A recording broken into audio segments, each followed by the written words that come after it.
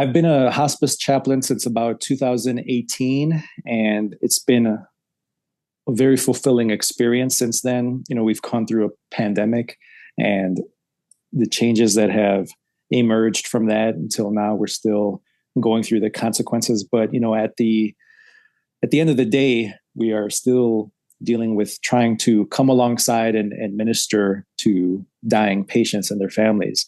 The skill set for a hospice chaplain and, let's say, a pastor or a lay minister is largely overlapping, but there are some distinctions. So we have to keep in mind that we come alongside of patients and family members, and we have to make that foremost in our mind. It's different than church, where we go visit members or people that attend regularly or not, and we go invited, by them. And there's an understanding there that a pastor will minister to them in a specific way. Patients in hospice or even hospital patients, it's a little different. So you have to navigate those waters slightly different.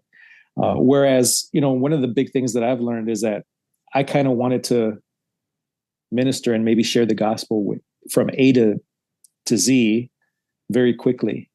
But one of the things that I've learned as a hospice chaplain is that you have to break it down to more steps. So you have to go B, C, D, slowly. And you have to give it somewhat of a time frame according to, we don't know obviously how long they have, but kind of keep that in mind, but sometimes you cannot always direct a conversation to spiritual ends or purposes right away, or sometimes even at all. And you have to resolve within yourself that, you are part of their journey. And sometimes how people have lived is how they will die, unfortunately.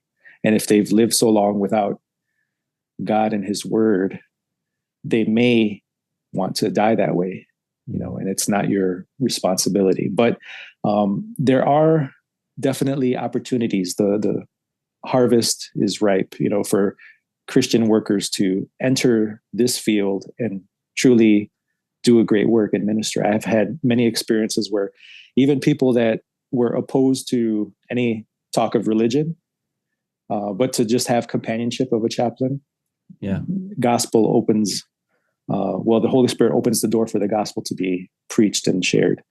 And conversions do take place, and that is a very fulfilling experience. And so, you're part of an interdisciplinary team. So, each context is different. Sometimes you'll have other believers that are supporting you and praying for you.